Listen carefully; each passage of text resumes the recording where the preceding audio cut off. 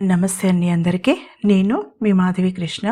Welcome to my channel Madhavi Krishna's Navarasa Kathamalika Telugu audio stories. వినండి, వింటూనే ఉండండి ప్రతిరోజు సరికొత్త ఎపిసోడ్లని. ఓయి పిల్ల నీ గొప్పేంటి 13వ భాగం. గోపి మౌనంగా భాగ్యరేఖ వైపు చూశాడు. నువ్వేమీ మ్యూజియంలో డెకరేటివ్ పీస్ కాదక్క, అలంకరించుకుని కూర్చోడానికి. నా మాట అర్థం చేసుకో. పెళ్లి చూపులనేవి నిన్ను నువ్వు ప్రదర్శించుకోవడానికి కాదు, ఎదుటి వ్యక్తి నీకు తగినవాడు అవునో కాదో తేల్చుకోవడానికి అన్నాడు నవ్వుతూ. గోపి, 1 గంటలో నేను ఎదుటి వ్యక్తిని గురించి ఏం తెలుసుకుంటాను? అసలు ఎవరికైనా అది సాధ్యం కాదు. ఈ పెళ్లి చూపులకి అర్థం లేదు అంది భాగ్యరేఖ. పెళ్లి చూపులనే ఫార్మాలిటీని సరైన పద్ధతిలో పాటించక వచ్చిన తిప్పలివి. ఒక్క చూపులో ప్రేమలో పడగలనిది ఒక్క పెళ్లి చూపులలో ఆ వ్యక్తి తనకి సరైన వ్యక్తి అవునో కాదో ఒక అమ్మాయి తేల్చుకోలేదా అడిగాడు గోపి అక్కని. ప్రేమ వేరు, పెళ్లి చూపులు వేరు. ప్రేమలో పరిశీలించే సమయం చాలా ఉంటుంది. మంచితనం ముసుగు వేసుకుని నీ ముందు కూర్చున్నవాడి అసలు రూపం ఎలా తెలుసుకోవడం? తమ్ముడి వైపు చూసి బేలగా అడిగింది. చిన్నగా నవ్వాడు గోపి. అక్క, ఎవరైనా మంచితనం నటించగలరేమో కానీ తన అలవాట్లని దాచలేరు. ఉదాహరణకి, ఒక వ్యక్తి ఇంట్లోకి వచ్చేప్పుడు చెప్పులు విడిచే విధానాన్ని చూడు. గుమ్మం మధ్యలో వదిలేసి లోపలికి వచ్చాడనుకో, వాడికి ఇతరుల గురించి ఆలోచన లేదని అర్థం. చెప్పు ఒకటి ఒకచోట, మరొకటి వేరే దిక్కులోనూ పడేశాడనుకో, వాడికి నిర్లక్ష్యం అని తెలిసిపోతుంది. చెప్పుల్ని జాగ్రత్తగా జతగా ఒక మూలకి పెట్టాడనుకో, పద్ధతైన వాడని తెలుసుకో. సున్నగా పద్ధతిగా దువ్విన క్రాఫ్ట్ని నీట్గా టక్ చేసుకునే వ్యక్తిని నమ్మాలనేమీ లేదు. కానీ అతను కాఫీ కానీ టీ కానీ తాగే విధానాన్ని గమనించు. అతను మర్యాద నటించొచ్చేమో కానీ నీట్నెస్ని నటించలేడు. పెద్దవాళ్లతో గౌరవం నటించగలడేమో కానీ అసహనాన్ని దాచలేడు వివరించాడు. ఆమె కళ్ళు పెద్దవి చేసుకుని చూసింది తమ్ముడి వైపు. డబ్బింగ్ చెప్పేప్పుడు ఎదురుగా ఉన్న వీడియో చూసి చెప్పాలక్క. ఆ భావం గొంతులో పలికించాలంటే బాగా గమనించాలి, అలవాటైపోయింది అన్నాడు నవ్వుతూ. భలే ఉంది, ఇలా కూడా మనుషుల వ్యక్తిత్వాన్ని అంచనా వేయొచ్చా? అబ్బురంగా అడిగింది భాగ్యరేఖ. పూర్తిగా వేయొచ్చని చెప్పలేం కానీ కొంతవరకు నీకు అవగాహన వస్తుంది అన్నాడు గోపి. అయితే ఈసారి మనుషుల్ని గమనించడం అనే కొత్త అలవాటుని డెవలప్ చేసుకోవాలి నేను అంది నవ్వుతూ. ఇంటికి వెళదాం రా అక్క, నువ్వు లేకపోతే ఇల్లంతా బోసిపోయినట్టుగా ఉంది. సూరిగాడు నీతో ఏదో చెప్పాలని అన్నాడు. నేను కూడా ఒక మంచి విషయం చెప్పాలి. ఇక్కడ కాదు, ఇంటికి వస్తే చెప్తాను ఊరించాడు గోపి. అదేదో చెప్పు ముందు. ఏంటా గుడ్ న్యూస్ అడిగింది అతని చెయ్యి పట్టుకుని హుషారుగా. ఇంటికొస్తే చెప్తాను అల్లరిగా నవ్వుతూ అన్నాడు. అమ్మాయి వచ్చిందా నీ లైఫ్లోకి? గెస్ చేసింది భాగ్యరేఖ. మెల్లగా గోపి మొహం మీద నవ్వు మాయమైంది. అతని కళ్ళ ముందు 2 జడల అమ్మాయి కోతిబొమ్మని తన వైపుకు చాచడం మెదిలింది. గోపి, హరిణి వైజాగ్లోనే ఉందని కృష్ణమూర్తి బాబాయ్ చెప్పాడు. మొన్న ఊరు నుంచి ఆయన వచ్చి నన్ను కలిసినప్పుడు మాట్లాడాడు. జమీందారు గారి ఆరోగ్యం బాగా పాడైపోయిందని అన్నాడు. గోపి భుజం మీద చెయ్యి వేసి చెప్పింది భాగ్యరేఖ. అక్క, గొప్పింటి వాళ్ళ విషయాల్లో తలదూర్చే తాహతు మనకి లేదు, కానీ నువ్వు వస్తావా రావా? మాట మార్చేశాడు అతను. అతనికి చాలాసార్లు హరిణి ఇంటికి వెళ్లాలని చూడాలని అనిపించింది. కానీ నెమలికన్ను మాత్రమే ఇవ్వగలిగిన పేదింటి అబ్బాయిని ఆమె గుర్తుపెట్టుకుంటుందని అతను అనుకోలేదు. హరిణి ఇల్లు అతను ఎప్పుడో కనుక్కున్నాడు.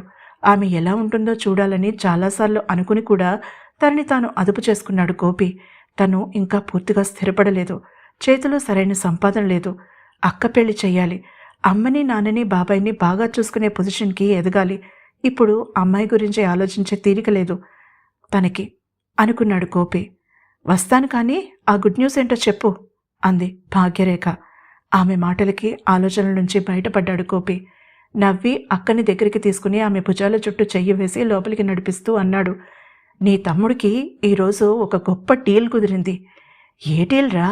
అతనితో పాటుగా అడుగులు వేస్తూ కుతూహలంగా అడిగింది. హీరో క్రాంతి సినిమాకి అతనికి డబ్బింగ్ చెప్పే అవకాశం దొరికింది చెప్పాడు నవ్వుతూ. వాట్? హ్యాండ్సమ్ హీరో క్రాంతికా? నడవడం ఆపేసి అతని వైపు తిరిగి అపనమ్మకంగా అడిగింది. అతను తల ఊపాడు అవునన్నట్టుగా. ఓహ్ సూపర్ అంటూనే చిన్నపిల్లల ఎగిరి గంతేసింది భాగ్యరేఖ. హీరో క్రాంతి చాలా అందంగా ఉంటాడు. అతని శరీర దారుఢ్యం కూడా అద్భుతంగా ఉంటుంది.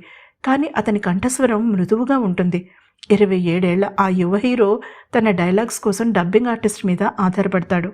ఇప్పుడు కొత్త డబ్బింగ్ వాయిస్ కోసం చూస్తూ ఉండడంతో యాక్సిడెంటల్గా తన కారులో ఓయ్ పిల్ల నీ గొప్పెంటి ప్రోగ్రాంలో గోపి కంఠస్వరం వినడం జరిగింది. అలా జీకేగా గోపికి ఒక బ్రేక్ వచ్చింది. భాగ్యరేఖ మొహం 1000 మతాబులు ఒకేసారి కాలినట్టుగా వెలిగిపోయింది. ఆనందంగా తమ్ముడితో పాటుగా ఇంటికి వచ్చింది. కూతురిని చూసిన తండ్రి మొహం ఆనందంతో మెరిసి అంతలోనే గంభీరంగా మారిపోయింది. సూరజ్ అప్పటికే హాల్లో కూర్చుని టీవీ చూస్తున్నాడు బాబాయ్తో కలిసి. అతని కోసం అతని తల్లిదండ్రులు వైజాగ్ షిఫ్ట్ అయిపోయారు. దగ్గరలోనే ఉంటారు వాళ్ళు. నేనిక వెళ్తాను చిన్నమ్మ, కొంతసేపు గడిచాక అన్నాడు సూరజ్. అదేంట్రా, భోజనం చేసి వెళ్ళు కసిరింది రాధిక. సరే చిన్నమ్మ, బుద్ధిగా ఒప్పేసుకున్నాడు సూరజ్. నువ్వు గోపి మాట విన్నావు, నా మాట వినలేదు, భాగ్యరేఖతో కంప్లైంట్ చేస్తున్నట్టుగా అన్నాడు సూరజ్. నువ్వు నేను ఒకేసారి నో చెప్పగానే ఒప్పుకుని వచ్చేశావు అంది నవ్వు ఆపుకుంటూ రేఖ. అయితే బ్రతిమాలాలన్నమాట అన్నాడు సూరజ్ కూడా నవ్వుతూ. ఈరోజు ఒక విచిత్రం జరిగింది తెలుసా, భోజనం చేస్తూ అన్నాడు కళ్ళు తిప్పుతూ సూరి. ఎలా తెలుస్తుంది నువ్వు చెప్పకుండా అడిగాడు గోపి. చెప్పేది విను ముందు. కదిలే పీచు మిఠాయిల్ని చూశాను తెలుసా, ఒక పీచు మిఠాయి అయితే భలే కారంగా కూడా ఉంది అంటూ శిరీషతో గొడవ గురించే చెప్పాడు. పక్కున నవ్వాడు గోపి. కాలు జారితే నడుము విరగడమేంట్రా, కాలు విరుగుతుంది గాని అడిగాడు నవ్వుతూనే. ఏమో, ఆ టైంకి ఆ పిల్లని చూస్తే అలా అనాలని అనిపించింది అన్నాడు పెరుగన్నంలో పంచదార వేసుకుని కలుపుకుంటూ సూరజ్. రే, అలా తినకని ఎన్నిసార్లు చెప్పాను, మొహం చిట్లించి అడిగాడు గోపి. అతను అసలు స్వీట్ని దగ్గరికి కూడా రానివ్వడు. గోరువెచ్చని జీలకర్ర నీళ్లు తాగుతాడు అతను. కాఫీ టీ అలవాట్లేవు గోపికి. కూల్ డ్రింక్స్ అస్సలు తాగడు. సూర్యకి ఉన్న పెరుగన్నంలో పంచదార వేసుకుని తినే అలవాటు అతను సుమారుగా 15 ఏళ్లుగా భరిస్తున్నాడు. ఉప్పేసుకుని తింటే లేని అభ్యంతరం, నీకు పంచదార వేసుకుని తింటే ఎందుకట, రెండు తెల్లగా ఉండేవే తినేవే గోపి వైపు చురచురా చూస్తూ అన్నాడు సూరజ్. పొటాషియం సైనైడ్ కూడా తెల్లగానే ఉంటుంది, తింటే చస్తావు సన్నగా అన్నాడు గోపి. కానీ అది సూరజ్ విననే విన్నాడు. చూడు చిన్నమ్మ, వీడికి ఎలానూ తీపి పడదు, ఎదుటివాడు కూడా అలానే ఉండాలంటే ఎలా, లొట్టలేసుకుంటూ తీయని పెరుగన్నం తింటూ కంప్లైంట్ చేశాడు. అందరూ నవ్వుకున్నారు. తర్వాత సూరజ్ ఇంటికి వెళ్ళిపోయాడు. సుదర్శనం చిన్నగా గొంతు సవరించుకున్నాడు. హాల్లో కూర్చుని ఉన్నారు అందరూ. ఇంతకీ రేపు పెళ్లి చూపులకి ఒప్పుకుంటుందా కొడుకుని అడిగాడు. నాన్న, మీరు ఏర్పాటు చేసిన పెళ్లి చూపులకి ఒప్పుకుంది అక్క, కానీ అక్క తరపున నేను ఒక షరతు పెడుతున్నాను అన్నాడు గోపి నిర్మోహమాటంగా. ఆశ్చర్యంగా చూశాడాయన. ఏంటో చెప్పు అన్నాడు చివరికి. అక్కకి ఈ సంబంధం నచ్చకపోతే మరిక మీరు సంబంధాలు చూడకూడదు అన్నాడు. ఒక్క క్షణం అక్కడ చీమ చిటుక్కుమంటే వినిపించేంత నిశ్శబ్దం ఏర్పడింది. అదెలా కుదురుతుంది గోపి, ఆడపిల్లని అలా పెళ్లి కాకుండా వదిలేస్తే లోకం ఏమనుకుంటుంది అంది రాధిక కోపంగా. అమ్మా, ఇంతకాలం పెళ్లి కొడుకులకి అక్క నచ్చలేదు లేదా అక్క జాతకం నచ్చలేదు అని సంబంధాలు కుదరకుండా వచ్చాయి. ఈ ఒక్కసారికి అక్కకి ఛాన్స్ ఇవ్వండి అంటున్నా అన్నాడు గోపి. ఇది కుదరకపోతే అక్క చూసుకుంటుందని చెప్పలేదు అతను. చెప్తే ఇంట్లో 3వ ప్రపంచ యుద్ధం మొదలవుతుందని తెలుసు అతనికి. అందుకే అక్కకి సంబంధం నేను చూస్తాను అన్నాడు సీరియస్గా. పిల్లకాకివి, నీకేం తెలుసురా సంబంధాలు చూడడం అడిగాడు సుదర్శనం అసహనంగా. ఇన్నేళ్ల నుంచి మీరు చూస్తున్నారు, ఏమైంది వాదించాడు గోపి. తన తరపున ఇంట్లో వాదిస్తున్న తమ్ముడి వైపు ప్రేమగా చూసింది రేఖ. అతని ప్రశ్నకి సమాధానం చెప్పలేకపోయారు పెద్దవాళ్ళు. ముందు పులుసుతో ఈ ముద్ద దిగని అంది రాధిక ఆ ప్రసక్తిని తప్పించడానికి. అలా కుదరదు, తర్వాత పెరుగన్నంలో పంచదార వేసుకుని తినమంటారు, ఇప్పుడే తేలాలి విషయం పట్టుదలగా అన్నాడు గోపి. సరే, కానీ కావాలని ఈ సంబంధం బాగాలేదని చెప్పకూడదు అన్నాడు సుదర్శనం. అనదు, అక్క తరపున మాటిచ్చేశాడు గోపి. ఆ రాత్రి చాలా ఆలోచించింది రేఖ. ఇంట్లో పెద్దవాళ్ల కోసమైనా వచ్చేవాడు ఎలాంటివాడైనా పెళ్లికి ఒప్పేసుకోవాలని నిర్ణయించుకుంది. ఆ తర్వాత నిద్రాదేవిని ఆహ్వానించింది. పక్క గదిలో మంచం మీద వాలిన గోపి కోతిబొమ్మని తన చేతుల్లోకి తీసుకుని గుండెలకి ఆనించుకుని కళ్ళు మూసుకున్నాడు. తర్వాత ఏం జరిగిందో తెలుసుకోవాలంటే తర్వాత ఎపిసోడ్ని వినండి. ఈ ఎపిసోడ్ కనుక మీకు నచ్చినట్లయితే తప్పకుండా లైక్ చేయండి. అలాగే నా ఛానల్ని సబ్స్క్రైబ్ చేసుకోవడం మర్చిపోకండి. తిరిగి కొత్త ఎపిసోడ్తో రేపు ఉదయం కలుసుకుందాం. అంతవరకు సెలవు.